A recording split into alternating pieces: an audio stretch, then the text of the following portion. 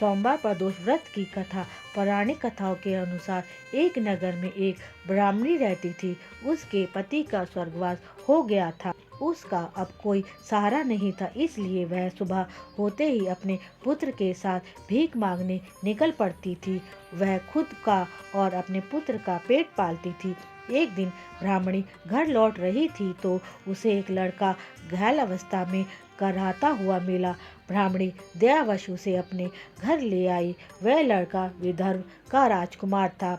शत्रु सेनाओं ने उसके राज्य पर आक्रमण कर उसके पिता को बंदी बना लिया था और राज्य पर नियंत्रण कर लिया था, इसलिए वह मारा मारा फिर रहा था।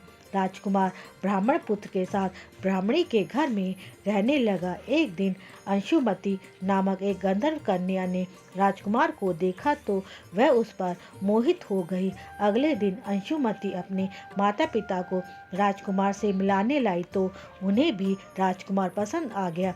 कुछ दिनों बाद अंशुमती के माता पिता को शिव शंकर जी ने स्वप्न में आदेश दिया कि राजकुमार और अंशुमती का विवाह कर दिया जाए और वैसा ही किया गया। ब्राह्मणी प्रदोष व्रत करने के साथ ही भगवान शिवजी जी की पूजा पाठ भी किया करती थी। प्रदोष व्रत के प्रभाव से गंधर्व राजा की सेना की सहायता से राजकुमार विदर्भ ने शत्रुओं को खदेड़ दिया और पिता के साथ फिर से सुखपूर्वक रहने लगा। राजकुमार ने ब्राह्मण पुत्र को अपना प्रधानमंत्री बना लिया। हे भोलेनाथ, जैसे प्रदोष व्रत के प्रभाव से ब्राह्मणी के दिन बदले, वैसे ही इस कथा को कहते सुनते और हुंकार भरते सभी पर कृपा करना। जय भोलेनाथ। ओम नमः शिवाय।